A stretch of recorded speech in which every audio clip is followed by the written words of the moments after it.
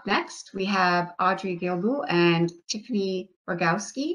Audrey is a member of Bingwe Nayashe Ananeshnabec, sorry, Audrey, located on the southeast shores of Lake Nipigon, located in northwestern Ontario. She's currently employed with Nokiiwin Tribal Council in the role of Executive Director. In addition to her Executive Director duties and responsibilities, Audrey also supports First Member Nations in areas of governance. Through the Giminimadozamin We Are Living Well Health and Safety Initiative, Audrey has been integral to the development of the Spirit Builder program, which is a culturally appropriate train-the-trainer program to address lateral violence based on cultural teaching and values. Audrey is proud to call herself a Spirit Builder. Since 1998, Audrey has been engaged and dedicated to supporting First Nation and Indigenous organizations in areas of program, organizational, and community development in a consultant role. Audrey's experience in facilitation, community and program development, governance, and engagement and management have given her a broad understanding of the unique challenges and opportunities that exist within the First Nations and Indigenous organizations. And Tiffany is a health, safety, and wellness advisor within Nokiiwin Tribal Council. Her career spans a decade in the health and safety industry, including human resources and psychological safety. She is a mental health first aid facilitator, accredited through the Mental Health Commission of Canada, a spirit builder, kindness trainer, and a certified workplace fairness analyst, accredited by the Workplace Fairness Institute of Canada. Tiffany is working to attain her Canadian Registered Safety Professional designation. Tiffany works with Nokiiwin Tribal Council, member communities, and the Giminimadozamin team to enhance community safety by reaching vulnerable workers and families, to shift the attitudes and behavior by prospering and promoting First Nation health and safety culture, policies, and procedures. Thank you very much, Tiffany. And Audrey, over to you. Good morning, everyone. Thank you, Miigwech, for inviting us to participate in this event. I really enjoyed what I've heard from the other presenters, very meaningful, a lot of engagement, and also just goes to show how important it is to have, you know, the people that are really impacted, that are feeding into the various initiatives that are being developed. Our Giminimadozamin speaks very specifically to that. So Giminimadozamin is Nokiiwin's response to workplace health, which initially started off as a workplace health and safety initiative, but has grown really much larger. So I'm just going to give you a very quick overview of how we got here. So Nokiiwin is a tribal council located in the city of Thunder Bay. Just a land acknowledgement, we're within the Robinson Superior Treaty Territory on the traditional lands of Fort William First Nation. So Nokiiwin serves five First Nations. We've been in operation for 15 years. We have 5 communities. I won't go through the names, but they're all located within 200 to 400 kilometers of Thunder Bay. We initially started by providing advisory services where Giminimadozamin fits under, but we also serve individuals in areas of access to justice, which often times can also mean supporting people who are having some issues within their workplaces or with their employer. Our mission, we're dedicated to working in unity with our member First Nations to enhance growth and prosperity. But in our recent years, we've also moved to really support unity, but to promote respect, unity, and pride in order to foster healthy, vibrant communities. We promote independent self-sufficiency by delivering enhanced advisory services to our member First Nations, and we're respectful of all things. We support and are dedicated to your cultural values. So we really, one of the big things I like to say about Nokiiwin, we are a very respectful organization. We really strive to share what our understandings are, our teachings, training, etc. So in this discussion, so very quickly, a quick background. When we started our health and safety initiative back, going to probably six plus years ago, our board of directors recognized that occupational health and safety was a very important thing to really start to support communities on. there's a direct connection with having a strong health and safety program, with any procurement processes that companies go through. And our communities wanted to be in a position to exemplify that they were also following occupational health and safety rules and laws, but also had a strong, in terms of a report card, if you will.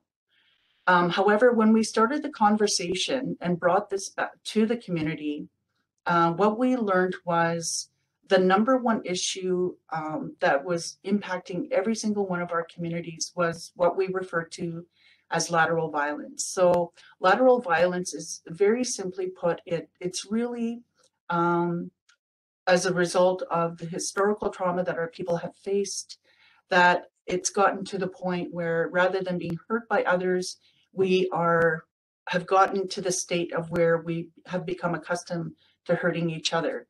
So this one slide here is something that we often talk about in our communities, about the crabs in a bucket. Rather than, if you put one crab in a bucket, it will claw its way out. But if there are more than one crab in the bucket and one tries to get out, the others will hold that crab back. So rather than celebrating and lifting a person up, we're more inclined to, put them down or pull them down. So we really started to have some very meaningful conversations about this. And we recognized that we needed to bring our elders into this so that to help us to, because the training that we initially started out with was, more of a lateral violence awareness, but just by nature of the title and the words that we were using, it was almost like we were teaching people how to do it rather than how not to do it.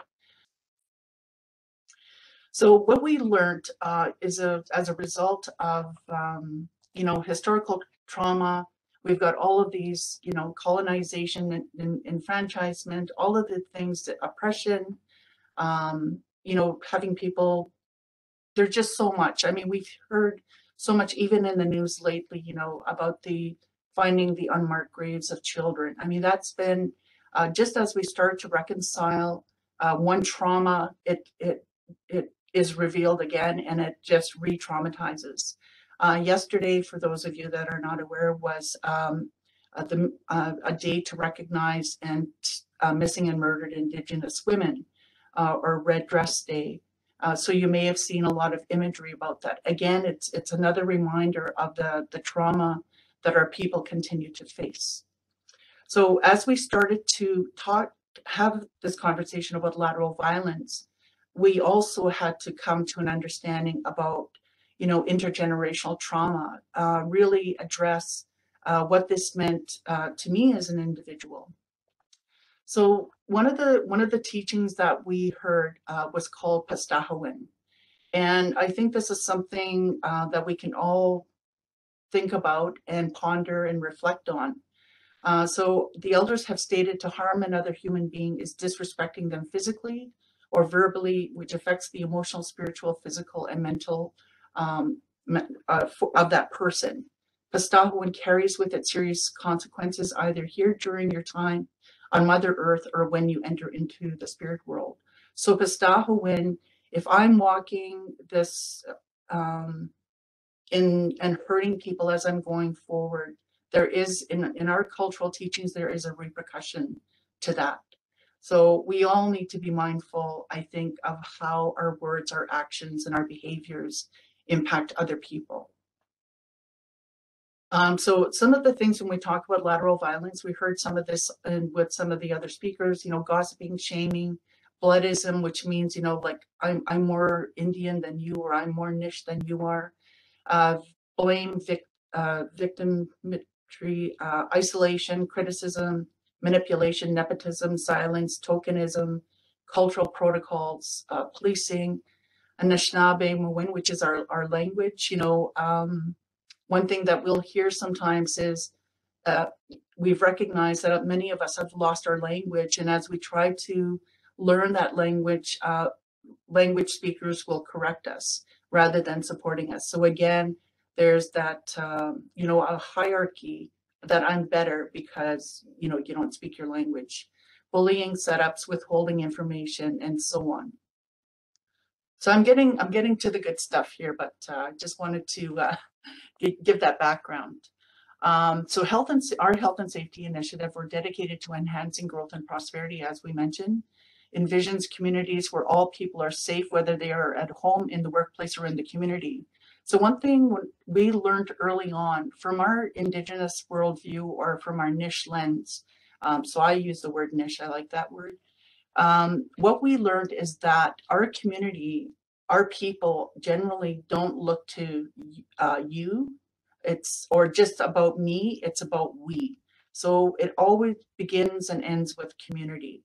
So as we started to develop our health and safety initiative, and which became Giminimadosmin, it became about, if we're able to foster employees to be healthy and well at work, they go home and they're healthy, their families are healthier and they're well, our communities are healthier and they're well and they're safer, but that also results in a stronger, safe and healthy nation. So there is a very much an interconnectedness to that. And it would be impossible for us to just simply isolate to speaking just about an individual within our communities. Not to say that an individual is not important, but there is that it has an impact on the workplace as well. So Giminimadosmin, we are living well. Most of these policies reflect on the outside person coming in and their responsibility to treat others with respect. So zero tolerance is all about, again, going to every zero tolerance policy I've ever seen, and I've taken pictures of many of them. They all speak the same language. It's about you, your words, your behaviors. If you do this and if you do that, you're going to have to leave, or we're going to call the police. So I'm going to turn it over to Tiffany now. There's so much that we could drill down and share with you, but we want to give you the essence of when we were talking about Giminimadosmin, what we mean. And we are so proud of this. It's something we celebrate often. And so I'm going to just turn it over to Tiff. Otherwise, I'll just keep talking and she won't get a word in. Miigwech. Thank you, miigwech Audrey. Good morning, everyone. So the lens that we've approached with Giminimadosmin, our respectful community, we spun the zero tolerance policy from traditional lens, focusing on our own responsibilities. So what do I bring to the table? So not necessarily pointing the finger at that person's actions, but more my own, and how can I respond? So it's my responsibility to treat you with respect and dignity when you enter my workplace or community. Not to say appropriate measures wouldn't be taken should an incident escalate, but it's shifting the responsibility of treating each other with respect. And so if somebody's coming into our workplace escalated, doesn't mean I have to act escalated and vicious. I can remain in a calm, kind manner and deal with issues in that approach. So this is what our respectful community policy looks like. So it is our 7 grandfather teachings, starting with the heart of love and prospering out from there. So you can't have one of these teachings without the other. They all intertwine together. But for the sake of time, I'm not going to go through them each one, but this is the heart to the foundations of how our organization operates. So when we do workshopping with our communities, we do a group work where we'll hand out our respectful community poster and let individuals write down how they can act within the workplace, the 7 grandfather teachings, within their home life and within the community to start percolating, those actions and responses when they do come across some difficult situations, and how to show and prosper kindness within themselves and within the workplace and the community. So our program, Giminimadosmin, is generously funded by the Ministry of Labor since 2015. Partnership development with all 5 health and safety associations in Ontario, and we're also partnered with Lakehead University on a research lens. Other subject matter experts and throughout different provinces and territories we have been together with. So for example, our mission is to share all of our knowledge, share our path forward.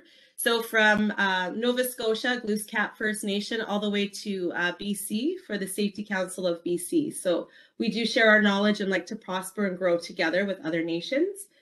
And the funding from Federal Ministry of Labor for 3 years for Gimina in response to Bill C-65. So we usually do an activity with our learnings. It's called the weight of negativity. And I have a bear here really quick. I'll show you. So usually we'll get, so he's my little person, if you can see him. Usually we'll get a participant to come out from the group with a nice strong back, and we'll do an exercise walking the individuals through, you know, from 0 to 4 years old, where a child hears their first negative word, all the way through primary school, high school, university, into adulthood, and how if a person isn't receiving love and kindness to unpack that heavy vest, the weight just keeps building. So, and a good example is this bear. You see him, he looks cute and cuddly and happy, but we don't know the weight that an individual is really carrying in a day. So making a small act or gesture of kindness can release that weight off their vest and prosper their well-being. So this is an engaging activity we do with our participants, and it really puts it into a personal lens for individuals. So learning from our traditional values and teachings, we've developed some programming. So another one that we do as well is our Sweetgrass Teaching. And for those of you that can see me, I do have a braided strand of sweetgrass. Normally we'd pass this around if we were in person. The smell of the sweetgrass is just calming on its own. So the 3 strands of the braids usually represent love, kindness, and honesty.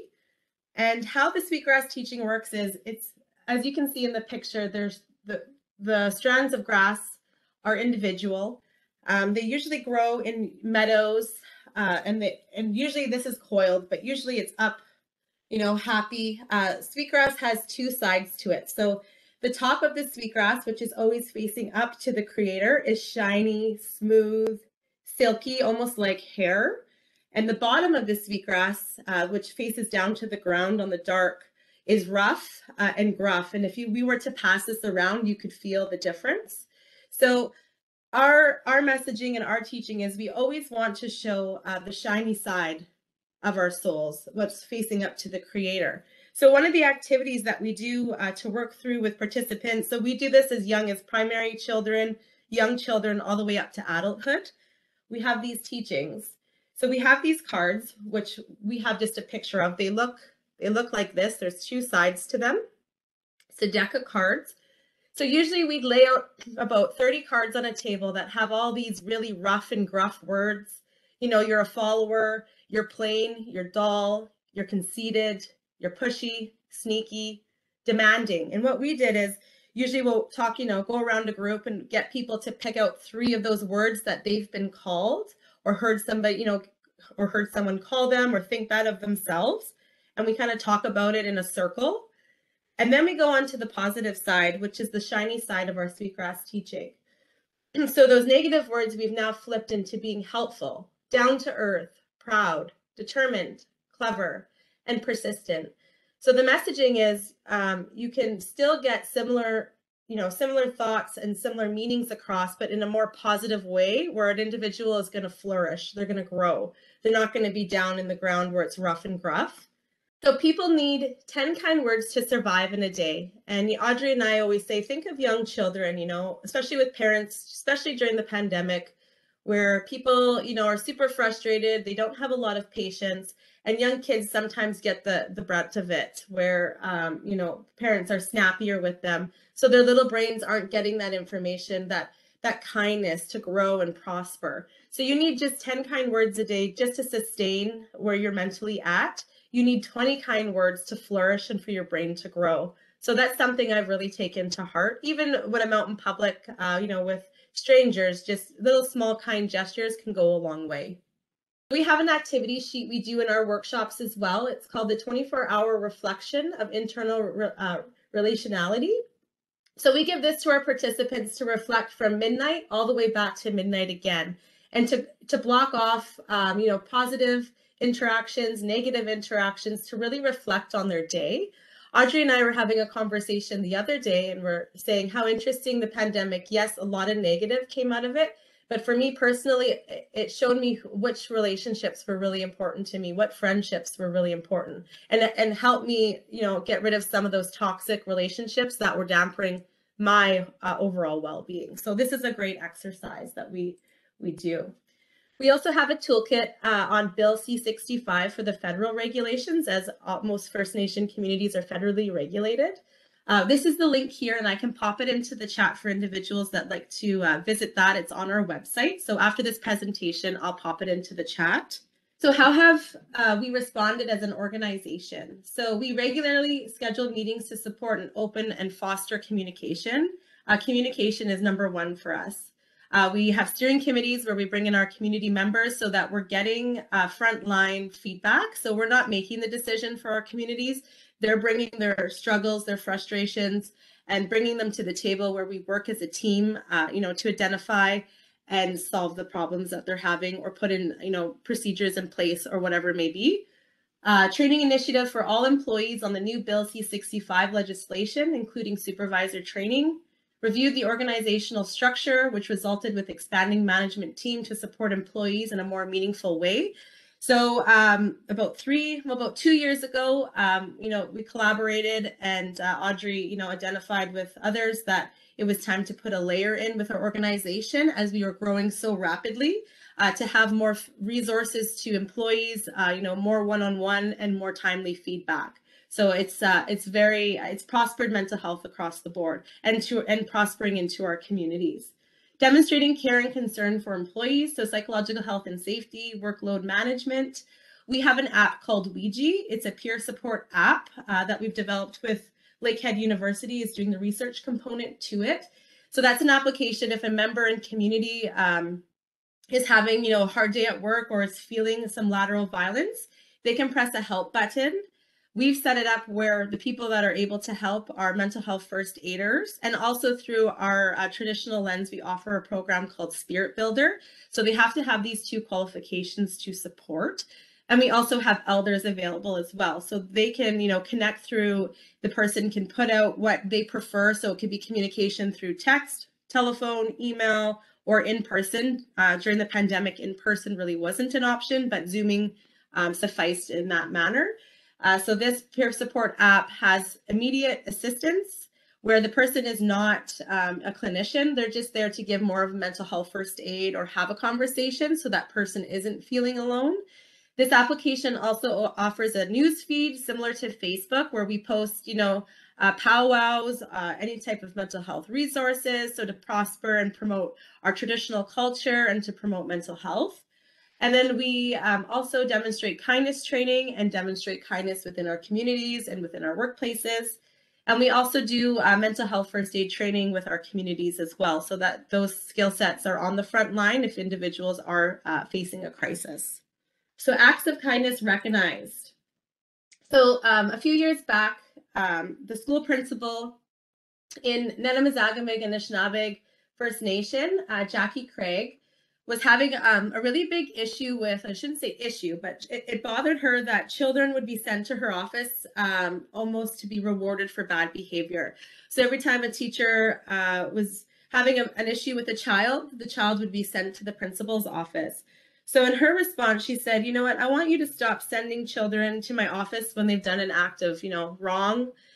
Please send them if they've done an act of kindness. So what happened was, as soon as a child was sent for an act of kindness, this kindness tree was created with a leaf. So the principal would write down the act of kindness that that child did, and it would be posted onto the tree. And then the children began to, observe and see, well, little Susie's name is on that tree. I want to be on that tree. So they started, a 180 flip and started acting in kindness so that they could get their names on the tree. And before they knew it, there was that shift within the culture. So it was fantastic. I have a really short video just to sum up some of the work that we've done with this initiative. It's called The Inside Job.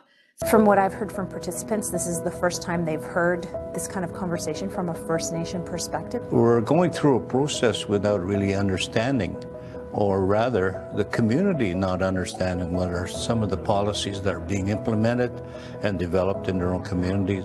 We all want the best for our children and our future generations. I think that's what our focus is here. Everything is an issue, I guess, because we are starting at zero. So we have our health and safety committee, we're beginning to do our policies, and we're beginning to work on the programming as well as the safety culture, the awareness of around the programs. It's something that we want to build upon going forward. To break status quo, awareness needs to happen. We often find ourselves doing something because it's been done, and it's been done forever. See the systemic racism that's in play in a lot of these communities that's taken place based on the trauma that's been endured by these communities. And I think short term it's really just talking about it. It's getting people to kind of open up and express their own stories, because I think a lot of it is their own internal kind of self-worth, and then also in the community level as well. So the more individuals you can get on board, then ultimately that's going to roll up and help the community as well. It's something that needs to be determined by the community and finding out where they're at currently and where they want to go. Everyone wants to be safe, everyone wants to be well, and each community has the opportunity to choose how they achieve those goals. After the conversation gets, kind of percolated through more communities, that people really understand, what we're trying to achieve here in terms of this movement. Getting these issues out into the open, openly talking about them, making sure that people understand that there's a better way of doing things, that we don't have to come down on one another. Celebrate people's differences, we have to celebrate their gifts and their strengths, and we have to succeed together.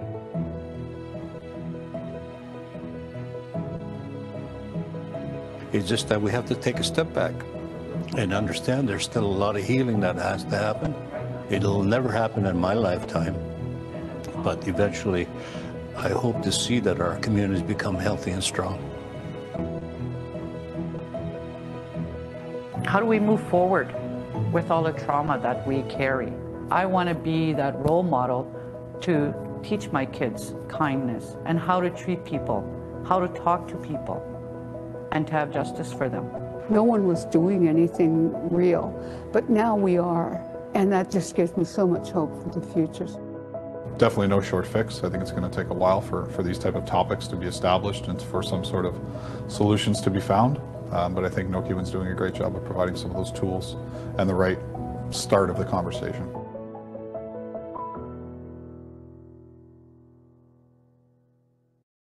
Which that's all for our presentation today. Thank you very much, Audrey and Tiffany. What an excellent program.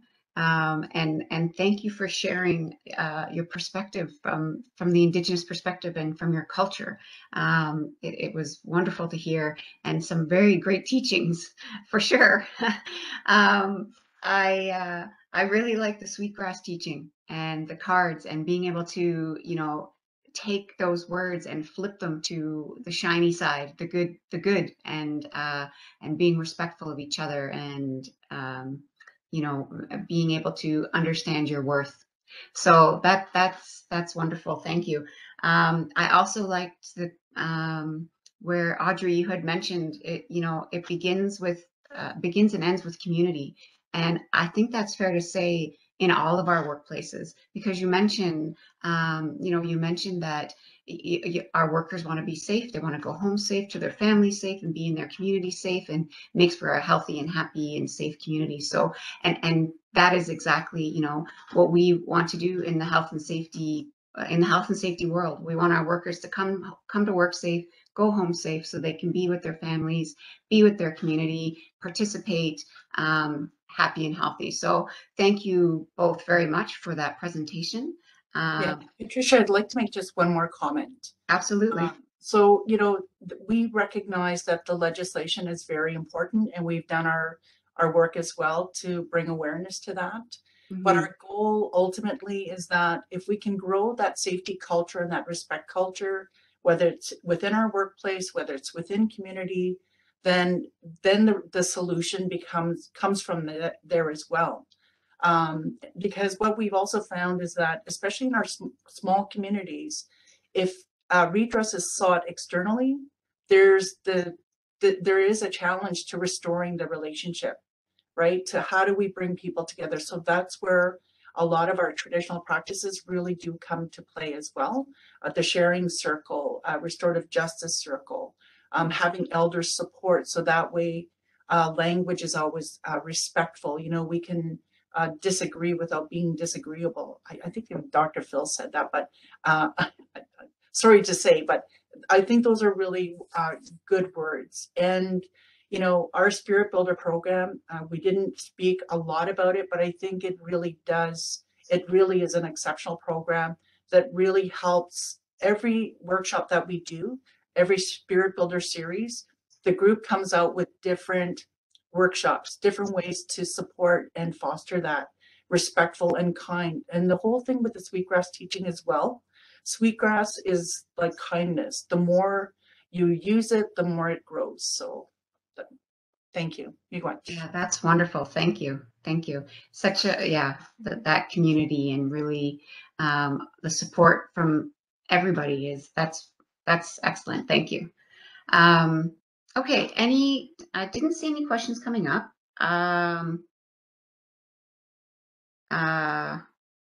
Okay, so Deb has a question here. Just curious on prevention. Love the program starts early. So I'm curious as to the reasons behind the bullying and how to address it from childhood.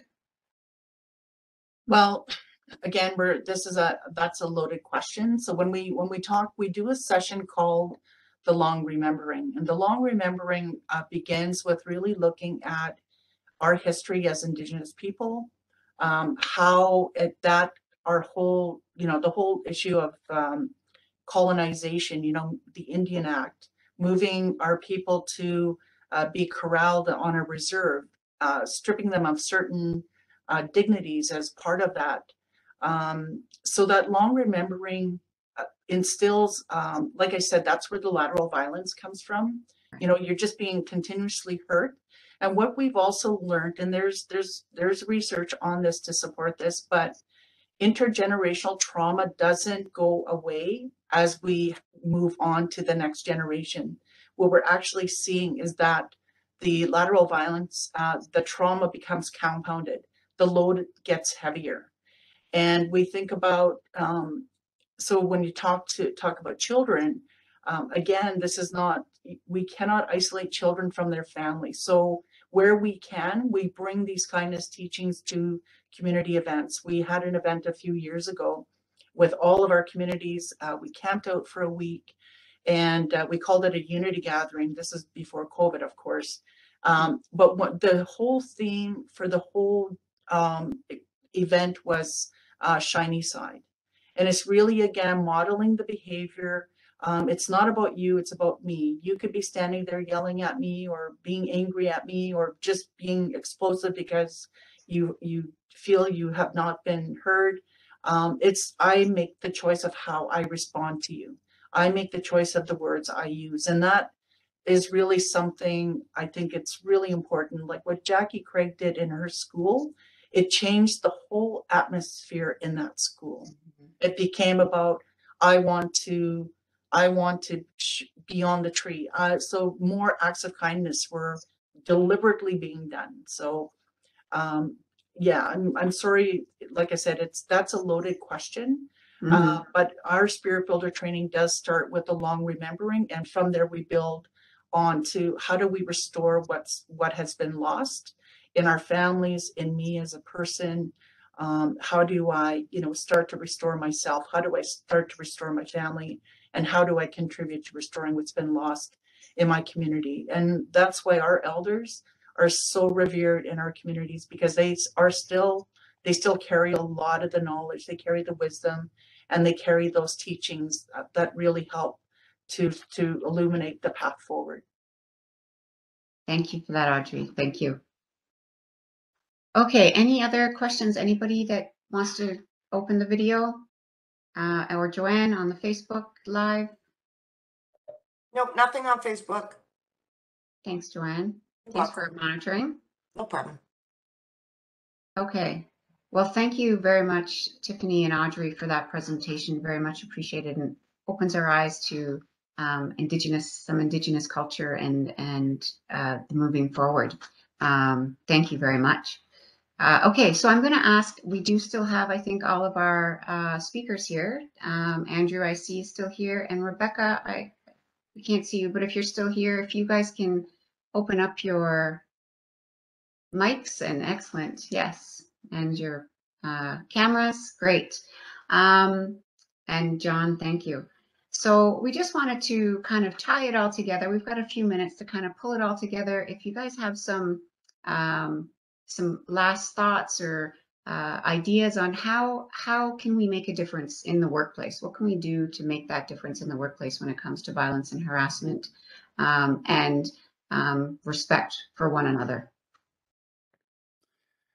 If I can jump in, there were some comments in the chat about employers expecting workers to accept abusive conditions as just part of the job, or else hinting that they may not be up to being able to handle the job. And I put in there, and I think other people also made some mentions, there are ways of dealing this. There are workplaces which state have a poster on the wall warning customers and clients that if they become abusive, they will be denied services, that type of thing. And you know, it has to be more than just a poster on the wall. It has to be backed up by action. But there are mechanisms you can prepare for unusual situations. I didn't share any of the comments of the on-site workers about bullying, but obviously the pandemic has put people into a sour mood, and they often take it out on people who's serviced them in grocery stores, retail service, social service outlets, etc. And so I really think that point was very pertinent, that it needs to be addressed and not the sole responsibility placed on the individual to either toughen up and stand up for themselves, but that they get the support from their co-workers and also from the employer to deal with these situations. I think, John, like you mentioned, you know, it can't just be the poster on the wall or the policy in the book sitting on the, you know, on the shelf. You have to walk the talk, support one another, and employer support. Absolutely. Any comments from Rebecca or Andrew, Audrey? Yeah, Rebecca, go ahead. No, I was thinking about, from my perspective, then it's very much related to digitalization of working life and digitalization in society.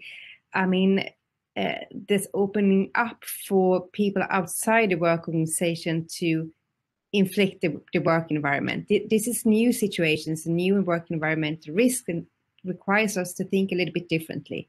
Because if there is something going on internally in the organization, we can work with policies and we can have different routines and use reprimands in different ways. But when it comes to people outside the work organization, it's quite differently. But I think it's good to first differentiate between the different type of sources. I mean, customers is one thing, but in schools, but also in social service and in hospitals, we sometimes work with organizational outsiders where we have some kind of long-term relationship with. I mean, this is what we call human service organizations. So there's often that we might meet, I mean, we meet guardians regularly over some years, and it's maybe the same thing for social workers with the clients. So then we maybe have some way to actually talk and inform, because from my perspective in the school, I think a little bit is actually to talk about these things. Sometimes I don't think you're really aware. I mean, your intention might not be to harm, but actually to negotiate, to bring a change or something. So actually talking about this and making them show that you can become a work environmental risk if you don't really think of your behavior, or that some subject doesn't allow itself very well to be talked on email and social media. It's better to face. So yeah, if there is a relationship established somehow, I think actually building on the relationship is one way forward. Yes, thank you. I think, yeah, I think you know, as you said, sometimes maybe the intention is not as it's coming across, but you know, how the person perceives it on the other side and the detriment that it's doing to them, people need to open up and understand what's going on the other way. So yes, thank you. Okay, anybody in the audience has some questions or comments?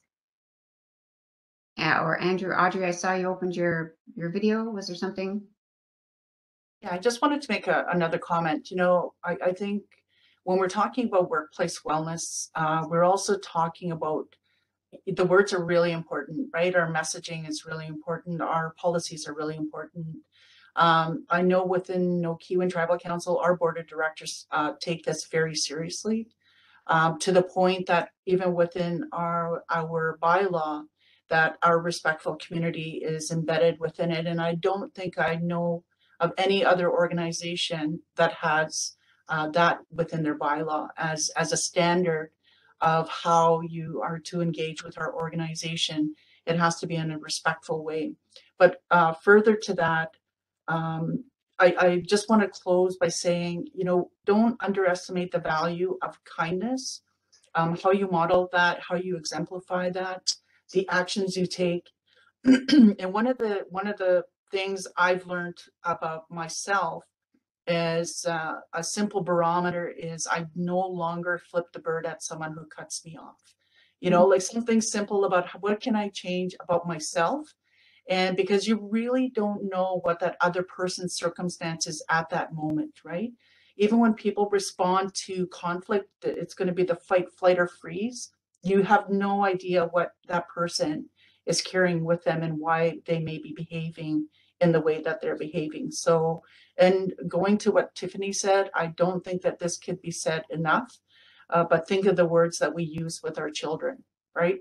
Kind children who are raised in kindness become very kind people. So those are just my words. And happy Friday, everyone. And to all the mothers out there, happy Mother's Day.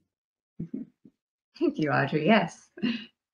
Okay. If I can just follow up with Audrey, Yes, in our family when we're driving, and my daughter often comments that if we see an unusually aggressive driver, she says, well, they're probably racing to the hospital to have a baby. And so every time we see an aggressive driver, we assume they're going to the hospital and having a baby.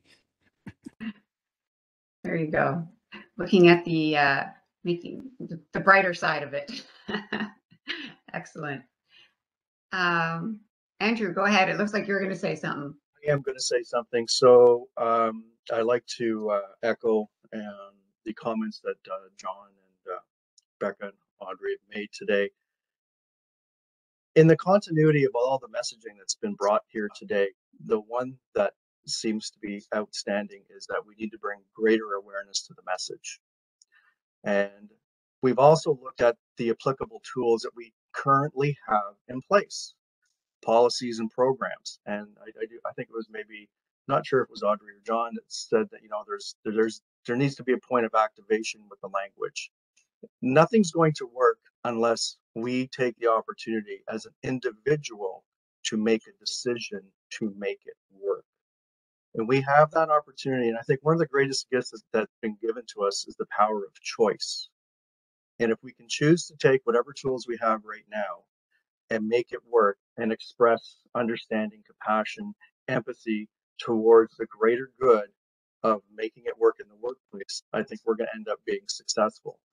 But things don't happen because we have language. Things happen because we activate the language. We become the spirit behind the words.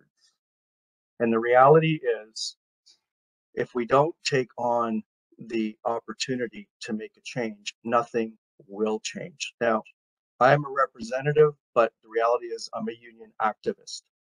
And there's a little bit of a difference here. A representative will take on a fight to make sure people's rights are looked after. An activist, every once in a while, will pick a fight. So I'm asking all of you today to pick a fight, okay, to make change, to create a better work environment, to use the tools. And I think Audrey expressed it quite well about using the power of understanding and empathy. And those are good fights to take on because we deserve it, and so do the people that we work with. And in conclusion, we can make a change if we decide to be agents of change. So make a choice, do the right thing, let's work together and change the culture. Thank you. Thank you, Andrew. Thank you. Okay. Anyone else? Any comments or questions before we go? Okay, so I want to say thank you very much to all of our speakers today. Wonderful presentations, a lot of great information, some very good information to take back. And thank you all to who have come, to all our attendants who have come today. And please stay tuned. We do have our Mayday continuing next week and the following 2 Fridays in May after that. Take a look at our website and please do register for our upcoming Mayday sessions. Thank you all again. Wonderful presentations. Thank you so much. John, thank you as well for your presentation. And thank you for all your participation, everybody. Have a great day.